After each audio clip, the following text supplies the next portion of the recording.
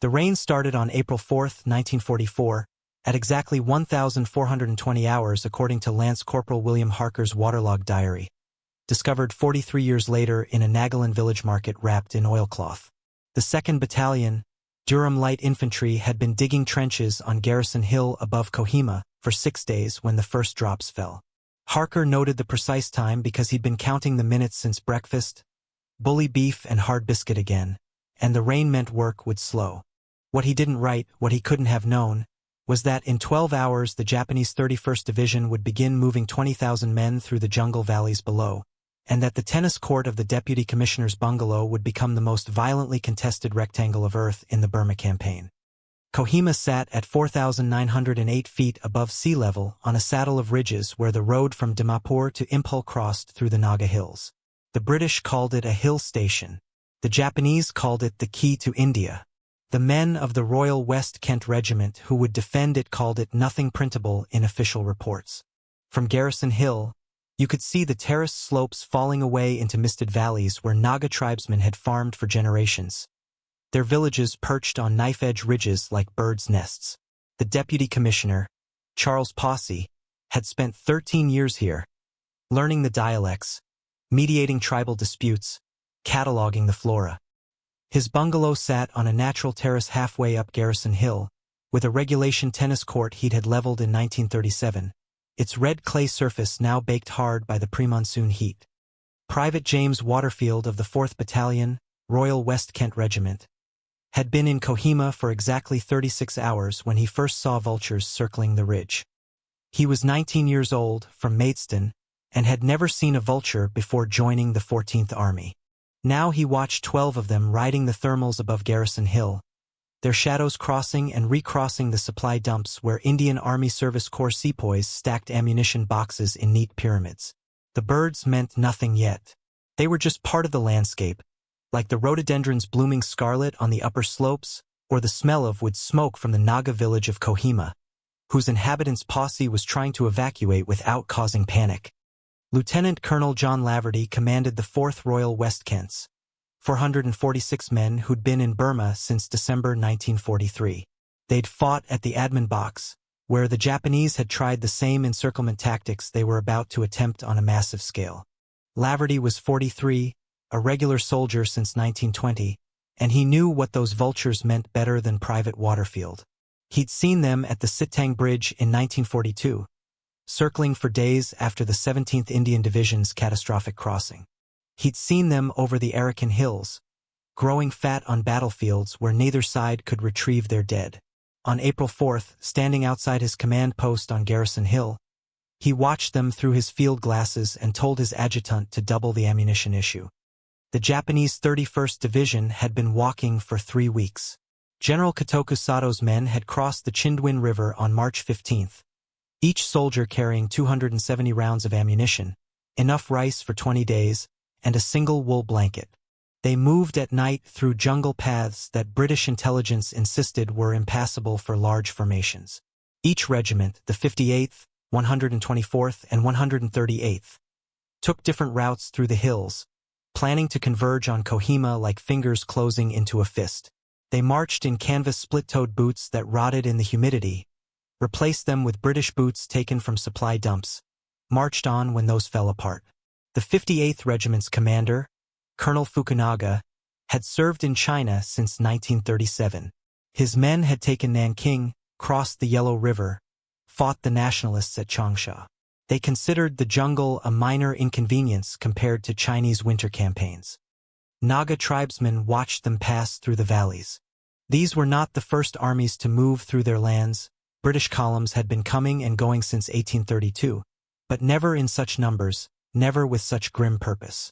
The Japanese gave them printed safe-conduct passes in English and Japanese, paid for food with occupation currency, sometimes shot those who refused to guide them. The 31 St. Division's intelligence officer, Major Shimano, had aerial photographs of Kohima taken in February showing every building, every supply dump, every defensive position the British had prepared. He knew about the tennis court. He knew about the district commissioner's bungalow. He knew that Garrison Hill dominated the entire position and that whoever held it controlled the Dimapur-Imphal road. The garrison at Kohima on April 4th consisted of Laverty's Royal West Kents, some odds and ends from the Assam Regiment and Assam Rifles, local troops who knew the terrain, and various support units caught in transit. Maybe 1,500 combat troops total, though the number changed hourly as convoys passed through heading to Imphal. The defensive position centered on Garrison Hill, with outposts on Jail Hill to the north, Detail Hill and Naga Village to the south, and GPT Ridge, named for the General-Purpose Transport Company station there, forming the eastern perimeter. The entire defensive box measured barely 1,000 yards north to south, 500 yards at its widest point. Into this space, by April 5th, would be crammed nearly 3,500 men, including non-combatants from the hospital, supply depot, and administrative units. Captain Harry Smith of the Royal Artillery had positioned his 24th Mountain Battery's 37-inch howitzers behind Garrison Hill, where they could fire over the crest at Japanese forming-up positions.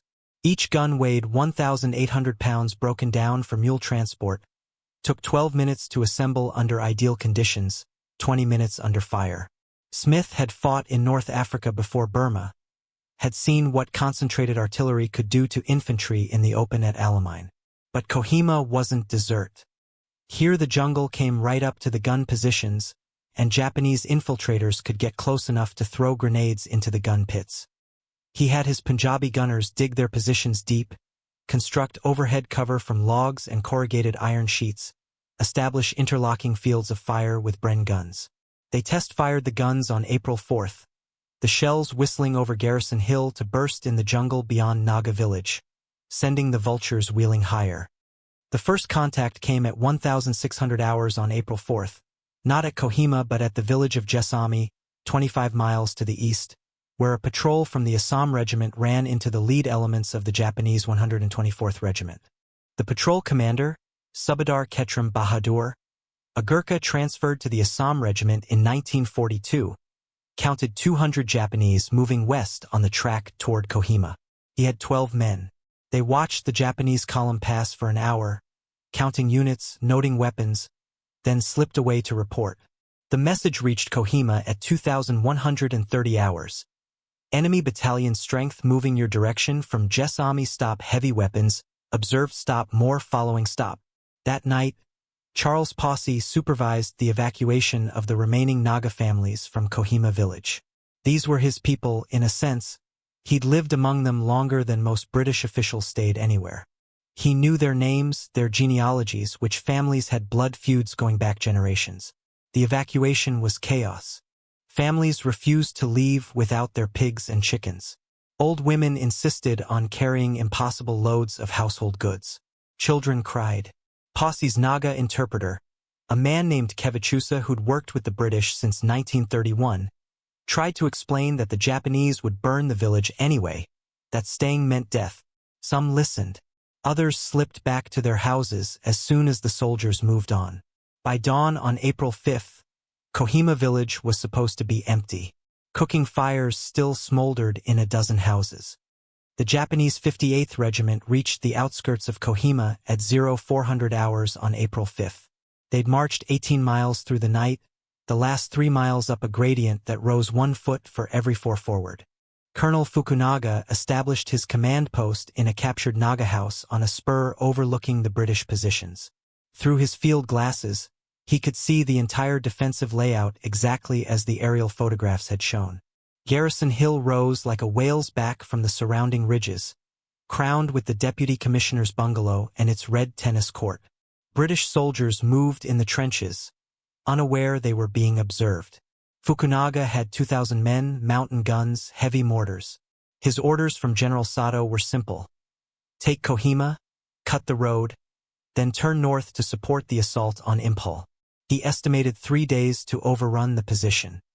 Lance Corporal Tom Burrow of the Royal West Kents was brewing tea in a slit trench on Detail Hill when the first shells landed.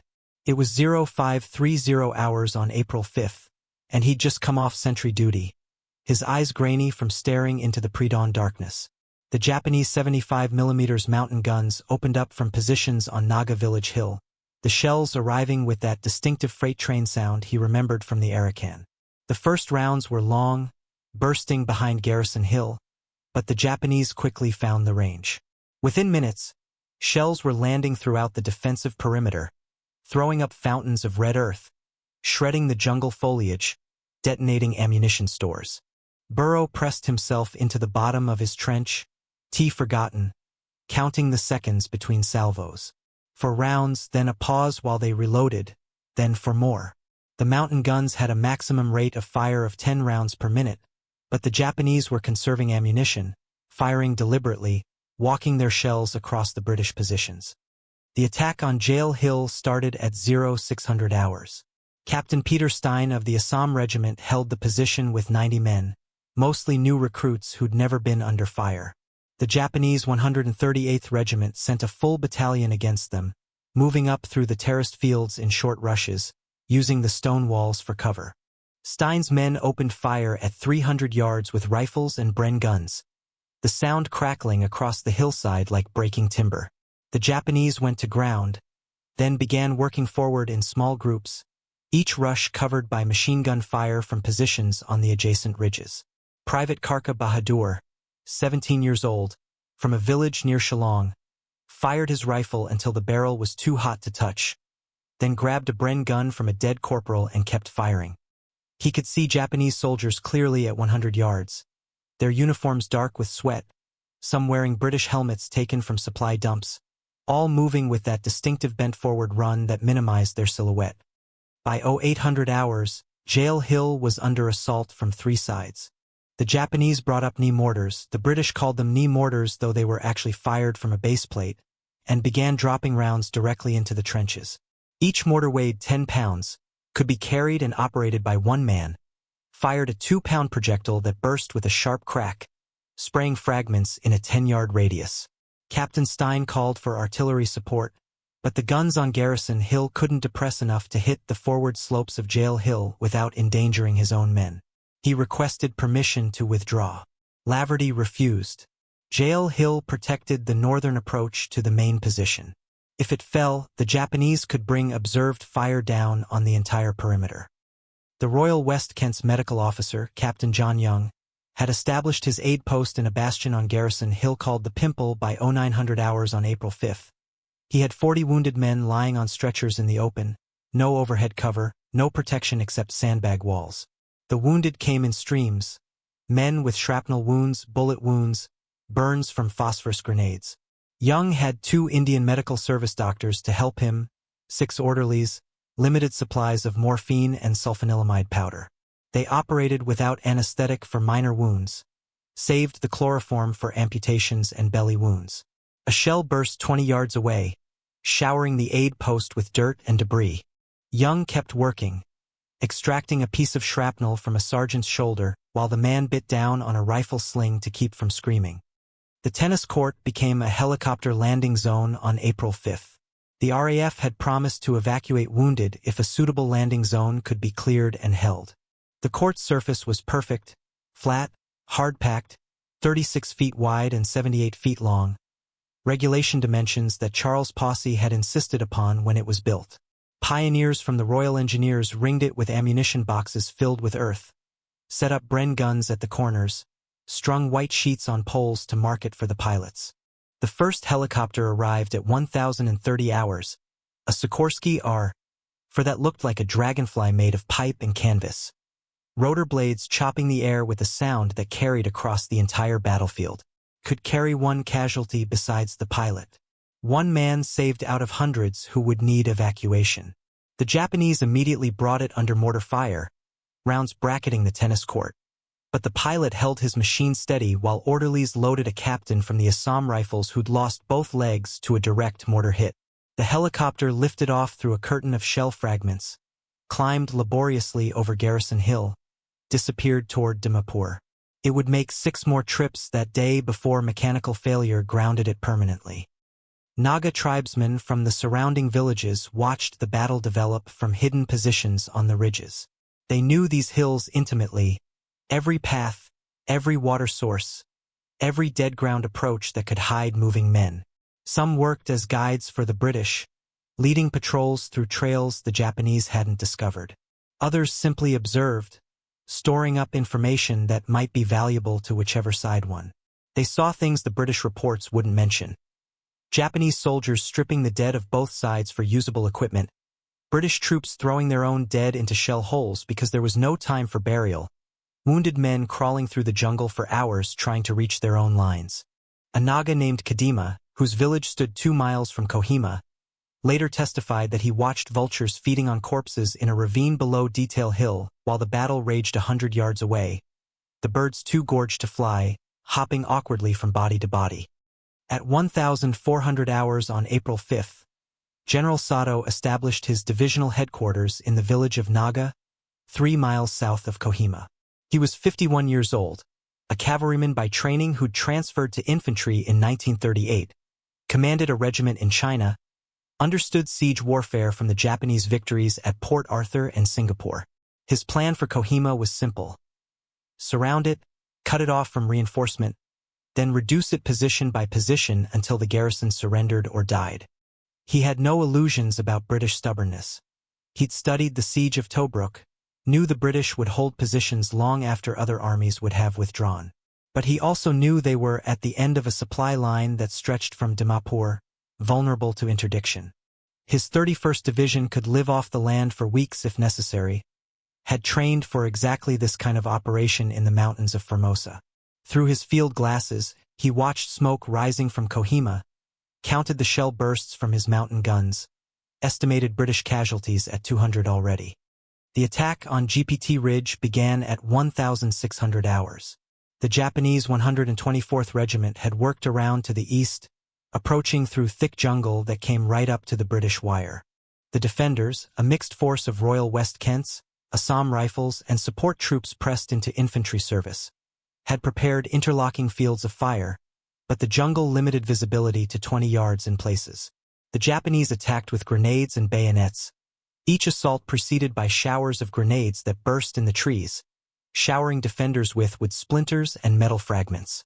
Private Dennis Williams, a clerk from the Royal Army Service Corps who'd never fired his rifle in anger before April 5, found himself in a fire trench with 2 Assam Rifle sepoys, firing at shadows in the green twilight under the jungle canopy.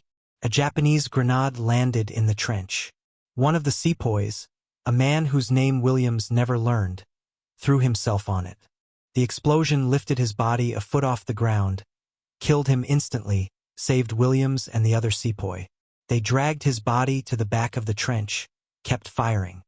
By nightfall on April 5, the Japanese controlled Naga village and most of the surrounding high ground. Jail Hill still held, but barely. Captain Stein had lost a third of his men, was running low on ammunition, had Japanese infiltrators inside his perimeter. GPT Ridge was under pressure but holding. The main position on Garrison Hill had taken hundreds of shells but remained intact. British casualties for the day: 87 killed, 212 wounded, 30 missing. Japanese casualties were harder to estimate. Sato would later admit to 600 for the entire first week. But bodies could be seen hanging in the wire around GPT Ridge, sprawled in the terraces below Jail Hill, stacked like cordwood where machine gun fire had caught them in the open. That night, the Japanese tried infiltration tactics they'd perfected in China and Malaya. Small groups of soldiers, faces blackened with mud, worked their way through the British wire, crawling inches at a time, freezing when flares went up, moving again in darkness. They aimed for command posts, ammunition dumps, artillery positions. A group of 6 reached the guns behind Garrison Hill, killed 2 sentries with knives, were shot down trying to spike the guns with grenades. Another group got into the field supply depot, set fire to a ration dump before being driven off. All night, firefights erupted throughout the perimeter as infiltrators were discovered and hunted down. The darkness filled with grenade explosions, the rip of Bren guns, the higher-pitched chatter of Japanese light machine guns, screams in English, Hindi, Japanese.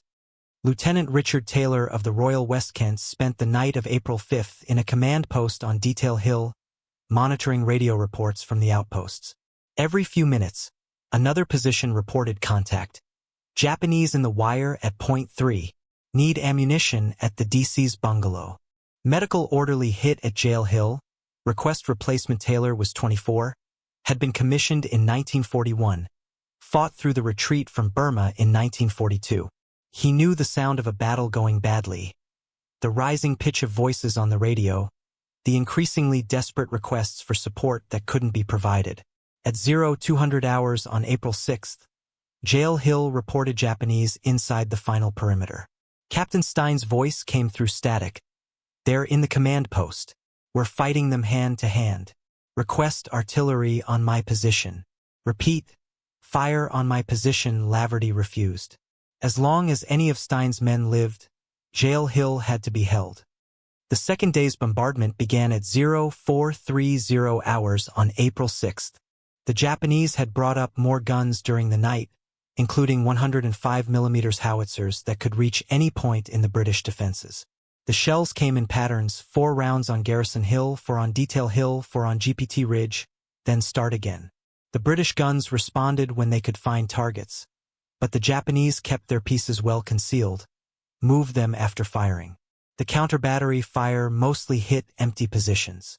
Captain Smith's mountain battery fired over open sights at Japanese infantry forming up for attacks, the guns jumping back with each shot, the Punjabi gunners working like machines, ramming shells, pulling lanyards, ramming again. Water became critical on April 6th. The main supply was a spring on Garrison Hill, but Japanese snipers had the approaches covered. Men died trying to fill water bottles. A party of Nagas loyal to Posse volunteered to bring water from a stream outside the perimeter, crawled out at night with canvas water bags, brought back 40 gallons before Japanese patrols made the route impossible. The hospital was using 20 gallons a day just to clean wounds. The temperature reached 89 degrees Fahrenheit in the shade. There was no shade in the trenches, and men were passing out from dehydration. Laverty ordered water rationing. 1 pint per man per day for drinking, none for washing, none for cooking. The wounded got priority. The Japanese 58th Regiment attacked the DC's bungalow position at 1000 hours on April 6th. This was the key terrain feature below Garrison Hill, a natural strong point with the tennis court in front, the bungalow itself offering solid cover, terrace gardens providing defensive positions. The Royal West Kent Sea Company held it with 70 men under Captain John Watts, a regular soldier who'd served in Palestine before the war. The Japanese came across the tennis court in waves, using the road cutting for cover until the last moment, then rushing across the open ground. The first wave died on the court itself, cut down by Bren guns firing from the bungalow windows. The second wave used smoke grenades, got halfway across before the smoke cleared. The third wave reached the bungalow, fierce hand-to-hand fighting in the gardens. Japanese and British soldiers grappling in the rose beds Posse's wife had planted in 1938. Private Arthur Swinson watched the attack from a trench above the tennis court. He'd been a journalist before the war, joined up in 1940, transferred to the Royal West Kents after the fall of Singapore. He had a writer's eye for detail, would later publish one of the first accounts of the battle. He saw a Japanese officer lead 12 men across the tennis court, running full speed, sword raised, screaming something that might have been bonsai or might have been wordless rage. A Bren gun caught them at the service line, the white line was still visible on the red clay, and they fell in sequence, the officer last, still trying to crawl forward with bullets hitting around him. Swinson saw a British corporal and a Japanese sergeant meet at the net, the metal posts that held it still standing, both men firing pistols point blank, both falling simultaneously. He saw wounded Japanese soldiers pulling the pins from grenades as British troops approached to take them prisoner, blowing themselves and their captors apart. The tennis court's surface, so carefully maintained by Posse's gardeners, was soon cratered with grenade bursts, littered with bodies, the white lines obliterated by blood and earth. By noon on April 6th, the Japanese had a foothold in the DC's bungalow compound. They held the lower terraces, had machine guns in the outbuildings, were bringing up a 75mm gun to fire point-blank at the bungalow. Captain Watts had lost half his men, was calling for reinforcements that didn't exist. Every available man was already in the line. Laverty sent cooks, clerks, muleteers, anyone who could hold a rifle. The fighting in the bungalow compound continued all afternoon, room to room in the main building, trench to trench in the gardens. The Japanese brought up flamethrowers, the British countered with phosphorus grenades. By nightfall, Watts held only the bungalow itself and a few trenches on the upper terrace. The tennis court was no man's land, bodies scattered across it like a grotesque art installation. On Jail Hill, Captain Stein's position was becoming untenable. The Japanese had pushed to within grenade range of his command post, held 3/4 of the hill, were systematically destroying his remaining positions with mountain guns firing over open sights. At 1800 hours on April 6th, Stein had 32 men left of the 90 who'd started the battle. His ammunition was down to 10 rounds per rifle, 1 magazine per Bren gun. The wounded couldn't be evacuated. The Japanese shot stretcher-bearers on sight. Stein radioed Laverty. "Cannot hold past dawn. Request permission to withdraw under cover of darkness." Laverty's response: "Hold at all costs. Relief coming soon." There was no relief coming. The nearest British forces were the 2nd Division at Dimapur, 50 miles away, and they weren't moving yet. That night, April 6th to 7th, the vultures came down from their roosts. Hundreds of them, invisible in the darkness, drawn by the smell of death that hung over Kohima like fog. Men in forward positions heard them feeding. The wet sounds of beaks tearing flesh, the rustle of wings, occasional squawks as they fought over corpses. The burial parties hadn't been out for 2 days. It was suicide to show yourself in daylight, impossible to find bodies in the dark.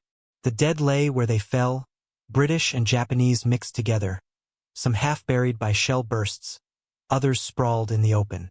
The vultures didn't discriminate. A Naga guide with the Royal West Kents, a man named Ongami who'd lived through the influenza pandemic of 1918 when whole villages died, said he'd never seen so many vultures in one place. They roost in the shattered trees around the perimeter, their droppings white streaks on the leaves, waiting for dawn and another day's feeding. General Sato was frustrated. His timetable called for Kohima to fall in 3 days. This was the morning of the 3rd day, and the British still held the key positions. His casualties were mounting, over 800 now by his intelligence officers' count, and his ammunition supply was limited to what his men had carried and what they'd captured. The 15th Division attacking Impul needed the road cut immediately. Every day Kohima held was a day the British could reinforce, could fly in supplies, could prepare counterattacks. At 0600 hours on April 7th, he ordered a general assault on all positions simultaneously. Every gun would fire, every unit would attack, maximum violence to break the British will. The assault began at 0630 hours with the heaviest bombardment yet. The Japanese had positioned guns on 3 sides of the perimeter, creating a triangulation of fire that left no dead space. Shells burst in the air above trenches, showering defenders with fragments. Direct hits collapsed bunkers, buried men alive.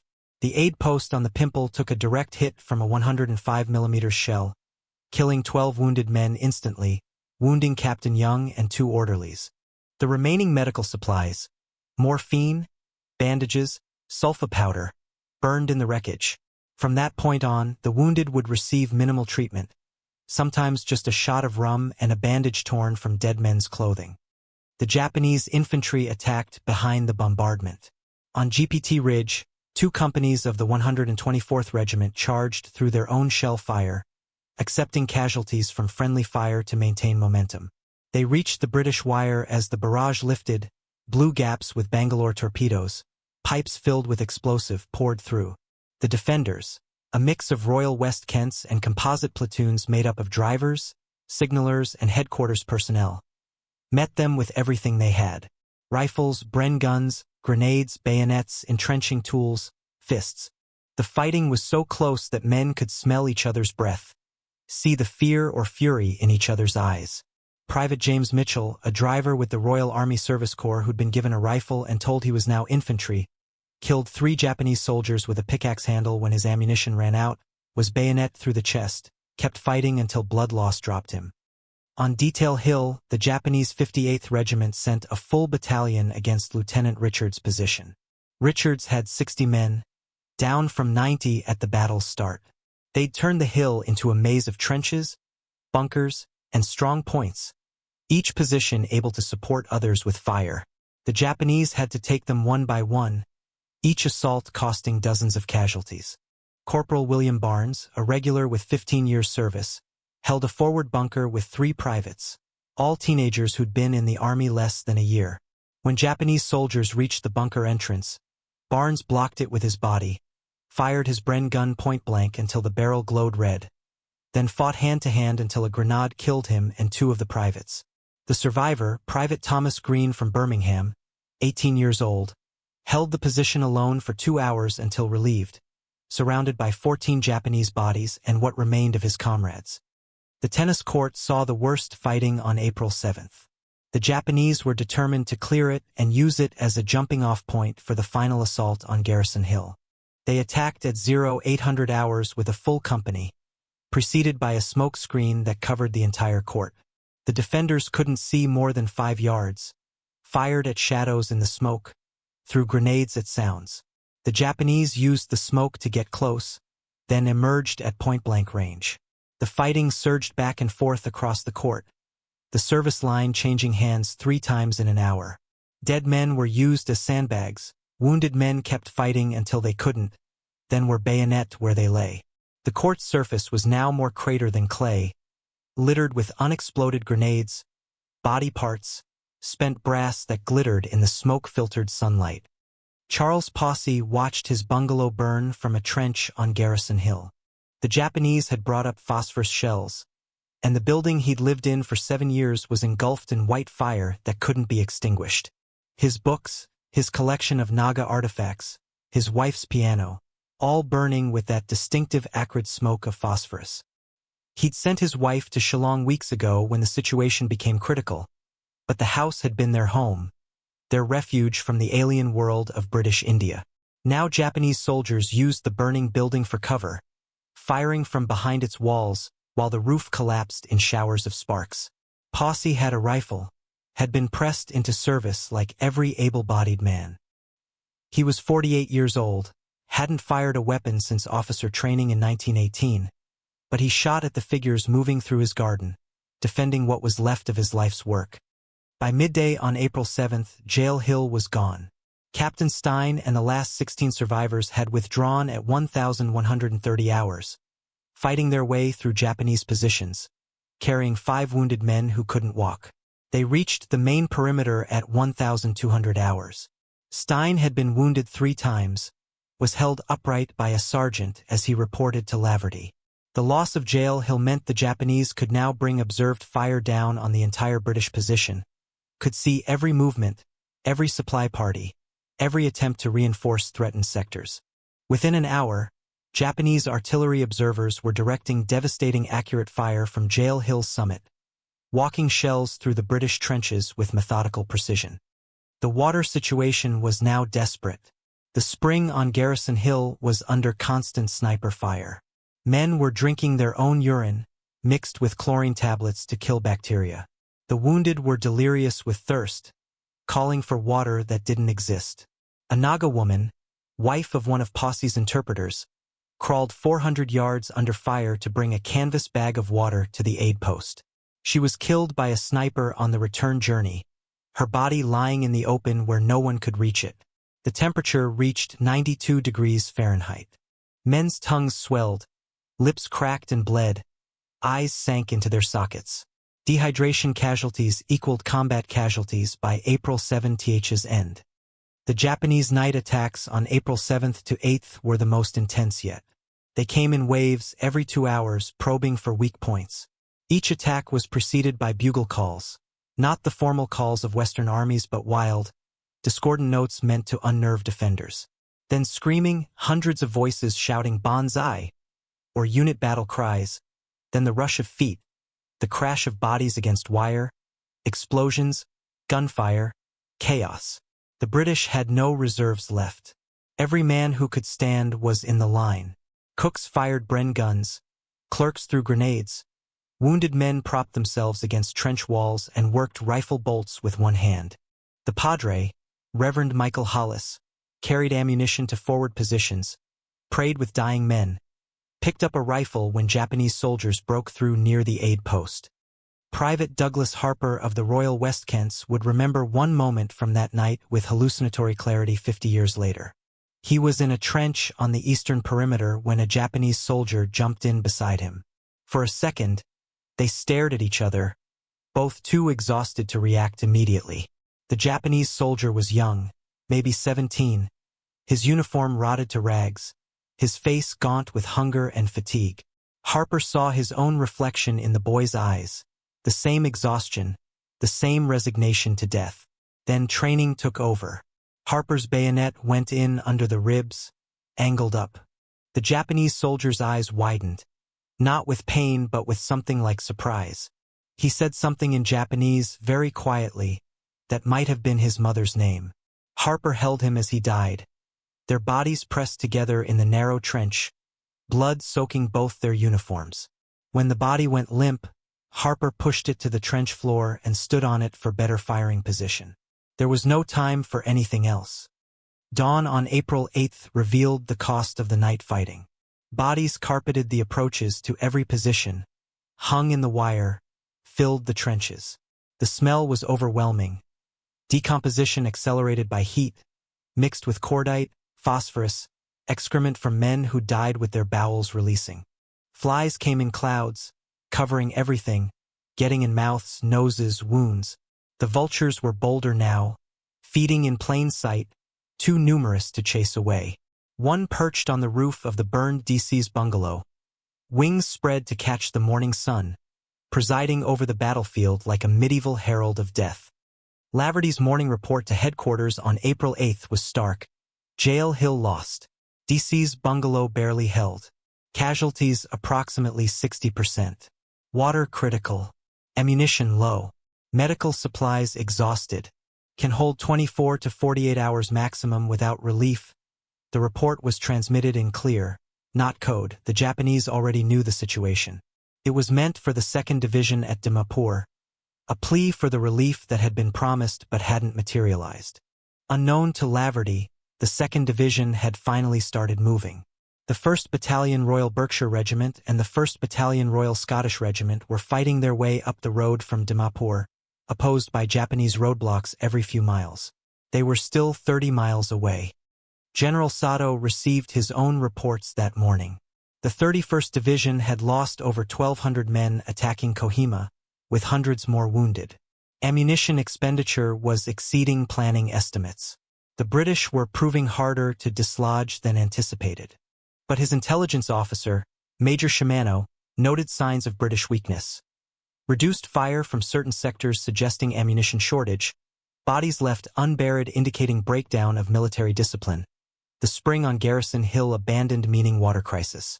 Sato ordered intensified pressure on all fronts. The garrison would break soon. It had to. The fighting on April 8th focused on GPT Ridge. The Japanese needed it to complete their encirclement, to position guns that could fire directly into Garrison Hill's reverse slopes. They attacked at 1,000 hours with 2 battalions converging from different directions. The defenders, Royal West Kents, Assam Rifles, and the composite units, were down to 200 men holding a half-mile front. They had no reserves, no fallback positions. If GPT Ridge fell, the entire defense would unravel. Major John Faulkner, commanding the Ridge defense, told his men simply, "We die here." It wasn't rhetoric. Everyone understood. The Japanese came through smoke and explosions, some wearing British helmets and equipment taken from the dead, causing momentary confusion about friend or foe. They used dead ground, areas invisible from defensive positions, to get close, then rushed the final distance. Sergeant Robert Kelly of the Royal West Kents, a miner from Durham before the war, saw Japanese soldiers using bodies as stepping stones to cross a stretch of ground covered by machine gun fire, literally running across corpses. He killed 7 of them with his Bren gun before a bullet shattered his shoulder. He kept firing with one arm until the gun jammed, then used it as a club when Japanese soldiers reached his trench. The battle for GPT Ridge lasted 6 hours. Positions changed hands repeatedly. Men fought with extraordinary savagery, all restraint gone, all humanity suspended. Lieutenant Peter Morrison, an Oxford graduate who'd quoted Wordsworth in his letters home, beat a Japanese officer to death with a shovel, methodically, deliberately, while the man pleaded for mercy in English. Private Yamamoto Kenji of the 124th Regiment, a Tokyo University student who'd been drafted in 1943, held a captured British trench alone for an hour, killing 8 attackers before a phosphorus grenade burned him alive. His screams carried across the battlefield, high and terrible, for 5 minutes before they stopped.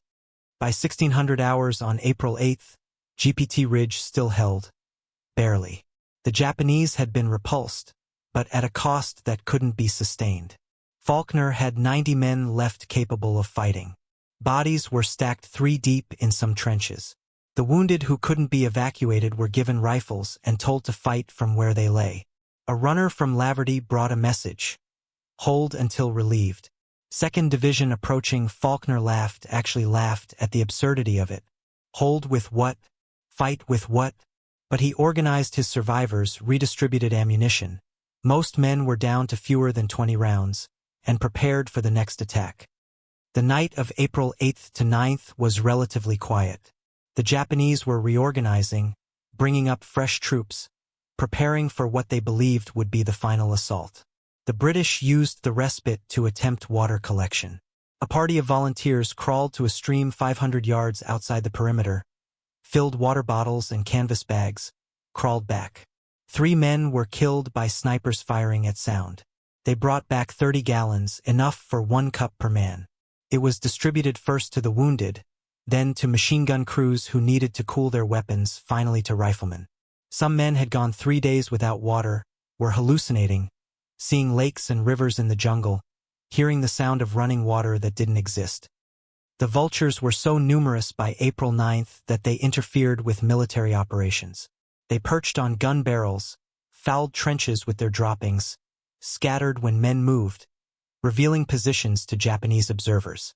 A flock of them feeding on bodies near Detail Hill was so large that a British officer mistook them for enemy troops massing for an attack, called down artillery fire on them. The shells scattered the birds temporarily, revealed dozens of corpses in various stages of consumption, some reduced to skeletons, others freshly dead from the previous night's fighting. The Vultures returned within minutes, unfazed by the explosions. Captain Young, the medical officer, was operating with kitchen knives by April 9th. The surgical instruments were gone, used up, lost, or destroyed in the bombing of the aid post. He amputated a man's shattered leg with a butcher's cleaver sterilized in a fire, the patient conscious but silent, biting through a leather rifle sling. There was no morphine, no anesthetic, just rum when available.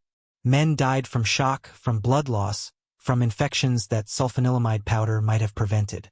The aid post was full of men who would die without proper treatment, but Young kept working, doing what he could with nothing, maintaining the fiction that medical care was possible. The Japanese assault on April 9th began before dawn. This time they tried something different. A silent attack, no bugles, no shouting, hoping to achieve surprise. They'd removed or muffled their equipment, blackened their faces and hands, crawled through their own dead in no man's land. The first warning was grenades exploding in British trenches, then dark figures swarming over the parapets. On Detail Hill, they got into the command post before being discovered. Lieutenant Richards fought them with a pistol in one hand, a kukri taken from a dead Gurkha in the other. The command post became a slaughterhouse, blood splashing the walls, bodies piling in the doorway. Richards survived with 7 wounds, saved by the arrival of a counterattack party, led by a cook corporal who'd grabbed the nearest men and charged toward the gunfire. The fighting spread along the entire perimeter as Japanese reserves were committed. This was Sato's maximum effort, his last chance to take Kohima before British reinforcements arrived. He threw in his engineer battalion as infantry, his divisional headquarters guard, even medical orderlies. The 58th Regiment attacked the tennis court again, now so cratered it was barely recognizable as a former sports venue. They got across it this time, reached the upper terraces below Garrison Hill, were stopped by a scratch force of walking wounded who'd left the aid post to fight. Men with bandaged heads, arms in slings, field dressings soaked with blood, formed a line and held it for 2 crucial hours. At 1,000 hours on April 9th, the first shells from British 25-pounder guns at Jotsoma, 2 miles away, landed on Japanese positions around Kohima. The 2 ND Division's artillery had finally gotten in range. The psychological effect was immediate and profound. For 5 days, the garrison had fought alone, abandoned, forgotten. Now the characteristic sound of British artillery, the sharp crack of 25-pounders firing in battery, rolled across the hills. The shells were few, the fire inaccurate, but they represented hope. Men who'd been fighting in silent desperation actually cheered, as the shells whistled overhead. The Japanese pressure continued through April 9th, but the attacks lacked the previous intensity. Sato's men were exhausted, hungry, running low on ammunition. They'd been promised Kohima would fall quickly, that British resistance would crumble. Instead, they'd been fighting for 5 days against men who wouldn't surrender, wouldn't retreat, wouldn't die fast enough. The 31 ST Division's medical system had collapsed.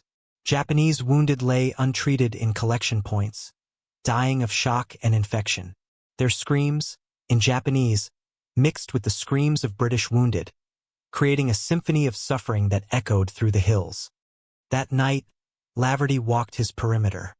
He had fewer than 200 men capable of fighting, down from the 446 he'd started with. Every position was held by fragments of units, commanded by whoever was senior and still alive. He found a private from the Royal West Kents, a boy named Simpson from Dover, alone in a trench meant for 6 men, the others all dead around him. Simpson was talking to the corpses, having conversations, assigning them sectors of fire. Laverty gently took his rifle away, sent him to the aid post.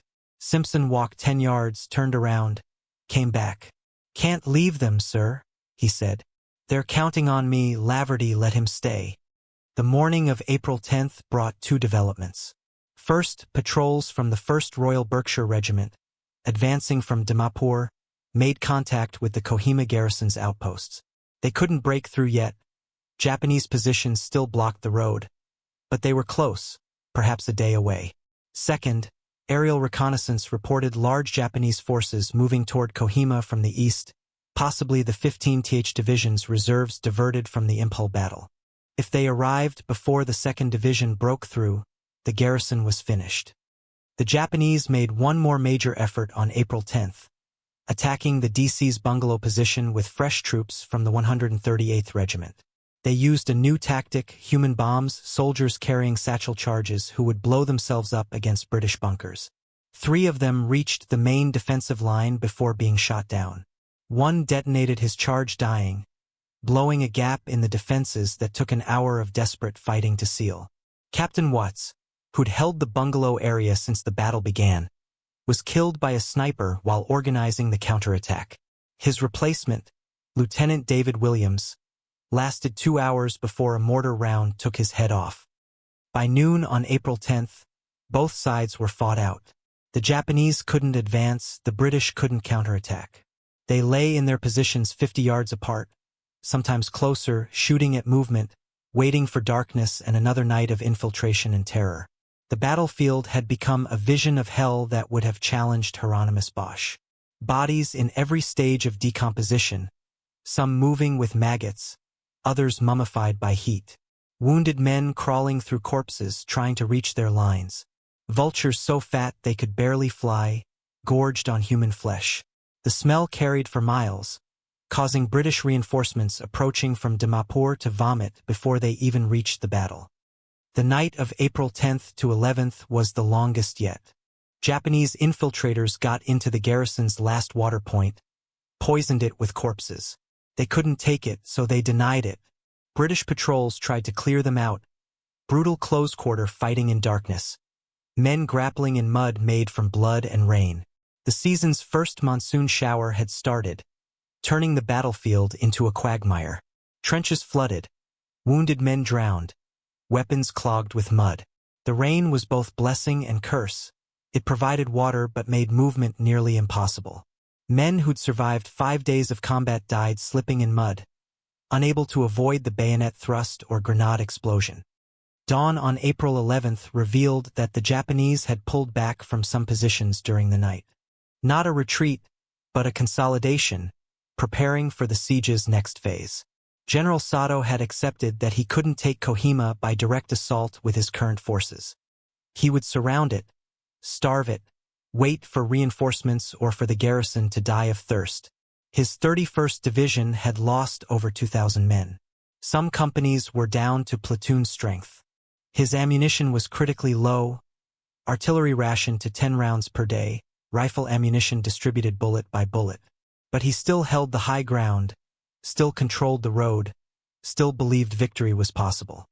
The British relief force was now fighting through the Japanese positions on the Dimapur Road. The 1st Royal Berkshire Regiment, supported by tanks, the first armor to reach the battle, was grinding through roadblock after roadblock. Each one cost hours, casualties, ammunition. The Japanese defended with their usual tenacity, making the British pay for every yard. But the momentum had shifted. The garrison could hear the fighting getting closer, the sound of tank guns distinctive above the rifle fire. Lieutenant Richards on Detail Hill reported seeing British tanks through his binoculars, still 2 miles away but moving.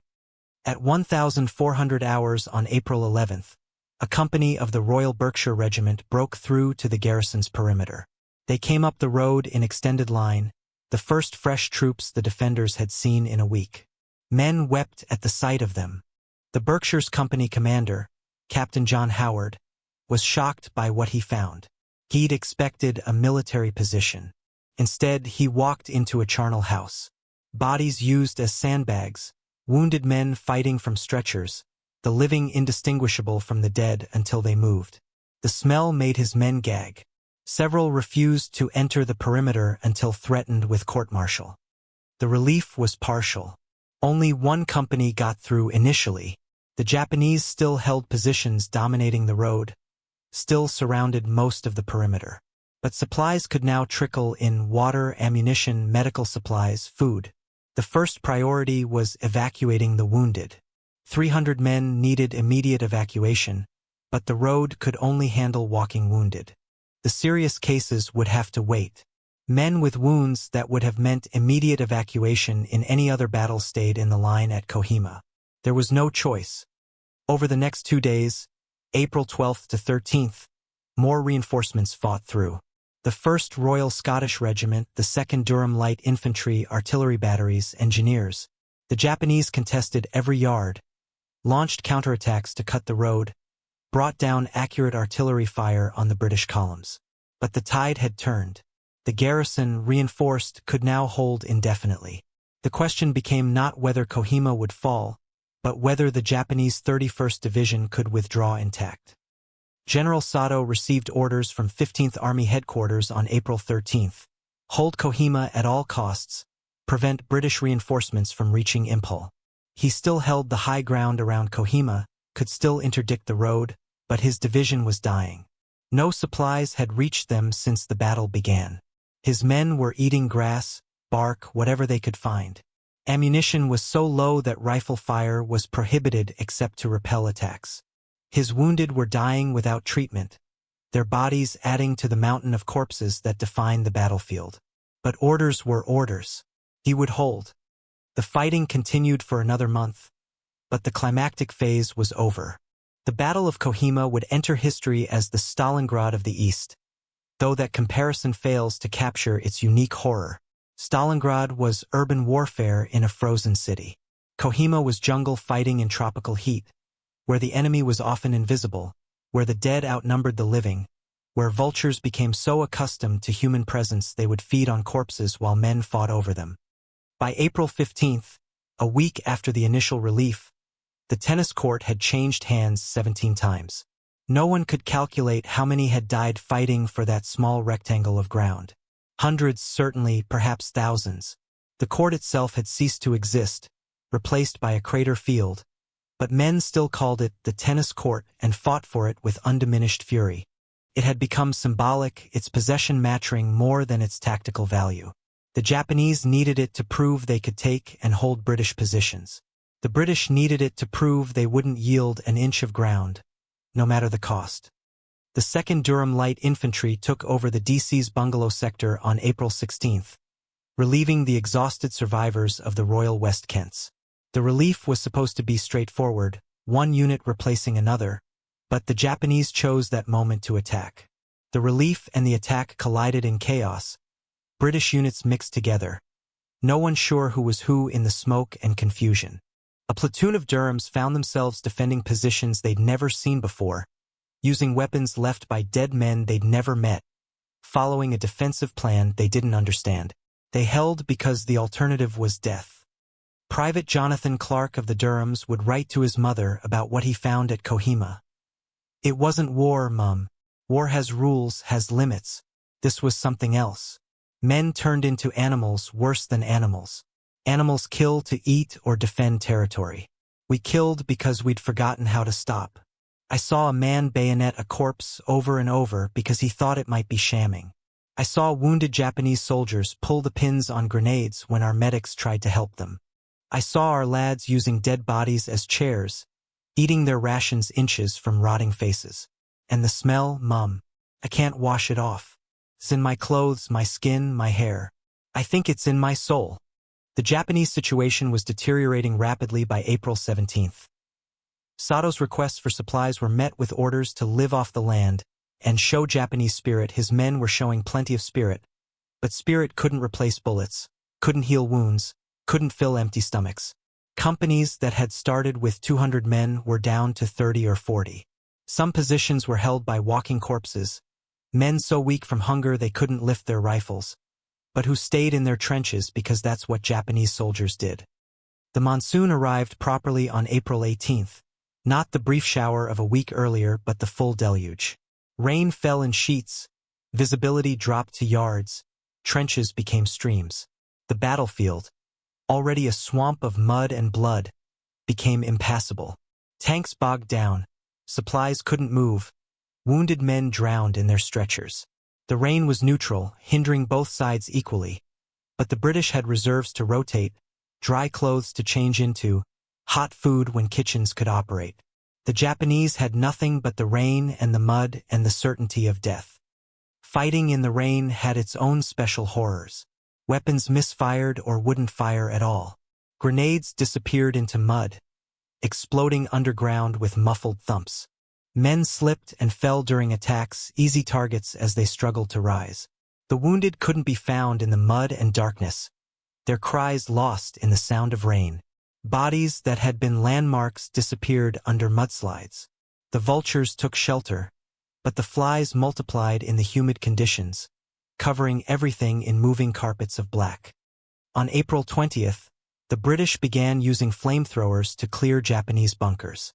The weapons had been brought up from Dimapur, British versions of the American M1A1, effective to 75 feet. The first use was against a Japanese position on GPT Ridge that had resisted every conventional assault. The operator, a sergeant from the Royal Engineers, had trained on the weapon but never used it in combat. He crawled to within range, raised the nozzle, pulled the trigger. The jet of flame hit the bunker aperture, rolled inside like liquid fire. The screams were audible over the roar of the flame. Men ran out burning, rolled in the mud trying to extinguish themselves, died in agony. The position was taken, but several British soldiers vomited at what they'd witnessed. The Japanese response to flamethrowers was typically suicidal. They organized special attack units whose job was to kill flamethrower operators at any cost. These men would hide among corpses, wait for the operator to approach, then attack with grenades or bayonets, accepting certain death to eliminate the weapon. One Japanese soldier, identity unknown, allowed himself to be set on fire so he could get close enough to kill the operator with a knife. Both men died wrapped in flames, their bodies so charred they couldn't be separated for burial. By April 22nd, 2 weeks after the initial relief, the British were strong enough to begin offensive operations. The plan was to clear the Japanese from the high ground systematically, using superior firepower and fresh troops. The 2nd Division commander, Major General John Grover, had never seen anything like Kohima. He'd fought in North Africa, seen the aftermath of tank battles where hundreds of vehicles burned in the desert. But this was different. This was intimate, personal, savage in a way that modern warfare wasn't supposed to be. His men were fighting with medieval brutality using modern weapons. The attack on Jail Hill began on April 23rd. The British put down a barrage from 25 guns, over 1,000 shells in 30 minutes. The hill disappeared in smoke and flame, trees disintegrating, earth fountaining skyward. Then the infantry went in, the Durham Light Infantry and the Royal Berkshires, with tank support. The Japanese had dug deep, survived the barrage in underground bunkers, emerged to fight as the infantry approached. Every yard was contested. Tank shells at point-blank range, flamethrowers, phosphorus grenades, bayonets. It took 3 days to clear Jail Hill, and when it was done, not a single Japanese defender had surrendered. They'd all died fighting or killed themselves. The tennis court was finally, definitively taken on April 24th. A company of the Royal Scottish Regiment accomplished what dozens of attacks hadn't. They got across the court and stayed there. The secret was simple, overwhelming firepower. They put so much fire on Japanese positions that the defenders couldn't raise their heads to shoot back. Machine guns, mortars, tank guns, artillery, all focused on a front of 50 yards. The Japanese positions were pulverized, the defenders killed in their bunkers. When the Scots reached the far side of the court, they found only corpses, some fresh, others weeks old, all mixed together in a grotesque tableau. The Japanese began withdrawing on April 25th, but it wasn't a retreat in any conventional sense. Sato's orders were to hold positions until overrun, then survivors should withdraw to the next position. No unit should withdraw intact. Every position should be defended to annihilation. This meant the withdrawal was a series of last stands, each Japanese position fighting until destroyed, buying time for others to prepare the next defensive line. The 58th Regiment, which had started the battle with over 2,000 men, was down to fewer than 400 effectives. They held a ridge line south of Kohima for 2 days against repeated attacks, dying in place, before the last 30 survivors slipped away in darkness. The British pursuit was cautious. Every ridge might hide Japanese positions, every valley might be an ambush site. Engineers cleared roadblocks under fire, infantry cleared bunkers one at a time, artillery fired at suspected positions. The advance was measured in hundreds of yards per day. The Japanese left behind their wounded, their heavy weapons, their dead. But they also left behind booby traps, snipers tied to trees who would fire until killed, suicide squads who would attack from concealment. The dying 31st Division was still dangerous. On April 27th, a British patrol found a Japanese field hospital in a valley south of Kohima. It was a vision from Dante's Inferno. Over 300 wounded Japanese soldiers lay on the ground under makeshift shelters. No medical supplies, no food, no water. Many were already dead, others dying, some begging for death. The few medical orderlies still alive had no medicine, could only offer comfort. When the British approached, several wounded Japanese soldiers detonated grenades, killing themselves rather than be captured. Others were too weak to move, lay staring at the sky, waiting for the end. The British medical officer who examined the site reported that some men had been there for 2 weeks without treatment, their wounds infested with maggots, their bodies reduced to skeletons. The pursuit continued through the end of April into May. The Japanese 31st Division conducted a fighting withdrawal toward the Chindwin River, leaving a trail of corpses and destroyed equipment. They'd lost over 7,000 men at Kohima, more than half their strength. Many of the survivors would die on the retreat, collapsing from exhaustion, disease, starvation. The path of their withdrawal could be followed by the vultures circling overhead, marking where men had fallen and wouldn't rise again. General Sato was recalled to Japan in disgrace, charged with unauthorized withdrawal, though he'd held Kohima for 3 weeks against overwhelming odds with no supplies and no support. He would spend the rest of the war under house arrest, writing bitter memoirs about the incompetence of the 15th Army Command. His 31st Division had ceased to exist as an effective fighting force. The survivors, when they finally reached safety across the Chindwin, were walking skeletons, many unable to speak, some permanently maddened by what they'd endured. The British counted their own cost. The Royal West Kents had lost 297 men out of the 446 who started the battle. The Assam Regiment and Assam Rifles had ceased to exist as organized units. Total British and Indian casualties exceeded 4,000. But they'd held. Kohima hadn't fallen. The road to Imphal had been kept open, if barely. The Japanese offensive into India had been stopped. The battlefield was cleaned up through May and June, though cleaned up is a euphemism for the horrific work that followed. Burial parties, wearing gas masks against the smell, collected bodies for mass graves. Japanese and British dead were separated when possible, but often bodies were so decomposed or fragmented that identification was impossible. They were buried together in pits dug by bulldozers. The official count was over 4,000 Japanese bodies found on the battlefield, but hundreds more were in the jungle, in ravines, in places that wouldn't be discovered for years. The tennis court became a cemetery.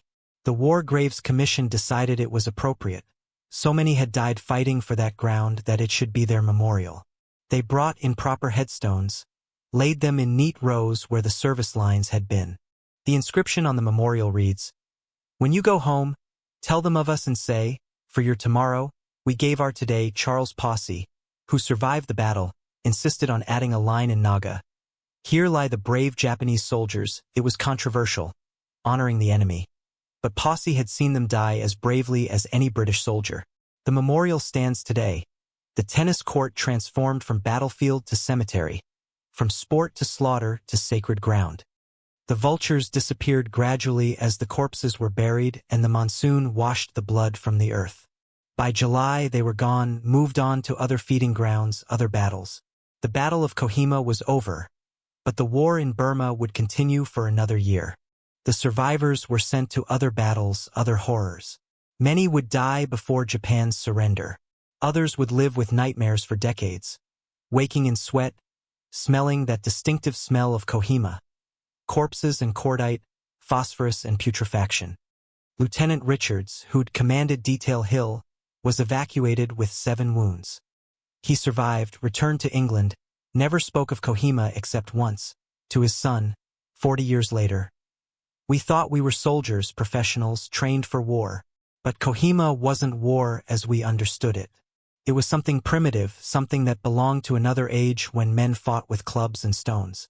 Except we had machine guns and mortars, which made it worse. I saw civilization disappear in those trenches. I saw men become things I don't have words for. And the worst part? I became one of those things. I did things that would have horrified the person I was before. And I'd do them again, because that's what survival required." Private Waterfield, the 19-year-old who'd watched the Vultures that first day, survived the battle physically intact but psychologically shattered.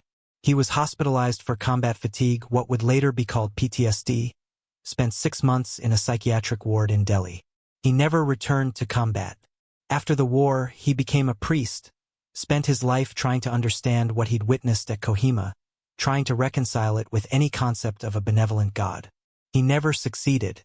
His diary, found after his death in 1998, contained a single entry for the Battle of Kohima. "When I saw the Vultures circle Garrison Hill, I thought they were an omen. I was wrong. They weren't predicting death. They were announcing that death had already won, that we were all corpses who didn't know it yet, fighting over ground that belonged to the dead." The Naga people returned to their villages around Kohima after the battle. They found their homes destroyed, their fields cratered, their sacred sites turned into graveyards. They also found unexploded ordnance that would kill and maim for years, skulls that would surface during plowing for decades, a landscape permanently scarred by violence they hadn't invited or participated in. They rebuilt, as people do, but the old men would tell stories of the time when the sky rained fire and the earth drank blood, when foreign armies turned their hills into hell. The official histories recorded the Battle of Kohima as a victory, a turning point where the Japanese advance into India was stopped. The popular histories called it an epic of endurance, comparing it to Thermopylae or Rorke's Drift. The survivors knew better. They knew it was a place where the thin veneer of civilization was stripped away, where men discovered what they were capable of when everything human was burned out of them. They knew it was a place where both sides fought with magnificent courage and horrific brutality, where heroism and savagery were indistinguishable, where the Vultures were the only real winners. Years later, a British veteran visiting the memorial at Kohima was asked by his grandson what the battle had been like. The old man stood silent for a long moment, looking at the neat rows of headstones where the tennis court had been. Finally, he said, "When I saw the Vultures circle Garrison Hill, I understood that war isn't about nations or causes or victory. It's about feeding the birds. Everything else, the flags, the medals, the histories, that's just how we lie to ourselves about what we really did here. We fed the birds, boy. Thousands of us, Japanese and British, Indian and Naga. We fed the birds, and they grew fat, and when we'd fed them enough, we called it victory and went home. But the birds remember the truth. They always do.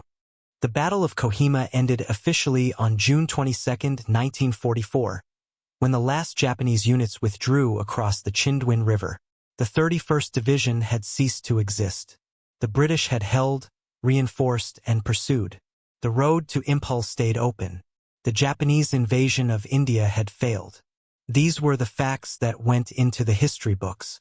But for those who were there, who saw the tennis court carpeted with corpses, who smelled that unique stench of Kohima, who watched the Vultures feast on British and Japanese alike, the battle never really ended. It lived on in nightmares, in sudden flashbacks triggered by unexpected sounds or smells, in the knowledge that civilization is only 3 missed meals and 1 desperate fight from disappearing entirely. Today, Kohima is a thriving city, capital of Nagaland, with shopping centers and schools and hospitals. The battlefield is built over, though some trenches remain as monuments. Tourists come to see the war cemetery, take pictures by the memorial, buy souvenirs. The tennis court is still there, in a way, its dimensions preserved in the cemetery layout. But it's sanitized now, peaceful, the horror buried under neat lawns and flower beds. Only sometimes, when the wind is right and the sun angles just so, visitors report a smell they can't identify, something organic and wrong, something that makes them uncomfortable without knowing why. The locals know what it is. It's the earth remembering what it absorbed in April and May of 1944, when the tennis court at Kohima became the most violently contested rectangle of ground in the Second World War, when men fought with prehistoric savagery using modern weapons, when the Vultures circled Garrison Hill and grew fat on the offerings of war. The last survivor of the original garrison died in 2019, taking with him the final living memory of those first desperate days when 400 men held against 20,000. But the story persists, passed down, written down, remembered and misremembered. Each telling changes it slightly, emphasizes different aspects, forgets others. The official histories focus on strategy and tactics, the popular accounts on heroism and sacrifice. But the truth, the real truth that the survivors knew, was simpler and more terrible. Kohima was a place where men discovered that the difference between civilization and savagery was about 72 hours without water and the width of a tennis court. When the monsoon ends each year and the dry season begins, the Vultures return to the hills around Kohima. Not in the numbers they came in 1944, but they come. They perch in the trees, ride the thermals, watch the city below with their patient eyes. They're waiting, perhaps, or remembering. They alone saw everything, judged nothing, simply fed when feeding was good. They're the only true historians of Kohima, the only witnesses who didn't lie about what happened there. And when the last human memory of the battle fades, when the last memorial crumbles, when the last history book is forgotten, the Vultures will still circle those hills, carrying in their genetic memory the taste of a feast that lasted 2 months and fed generations of their kind. This is the story of Kohima as it was, not as we wish it had been. A story of ordinary men pushed beyond the boundaries of endurance, discovering capabilities for both heroism and horror they never knew they possessed. A story of a tennis court that became a killing ground, of a hill station that became hell, of vultures that became the ultimate arbiters of a battle that nobody really won because everybody lost something essential in the fighting. When you see vultures circling, remember Kohima. Remember that they've seen our worst and survived to soar above it, patient and eternal, waiting for the next time civilization fails and the feeding begins again.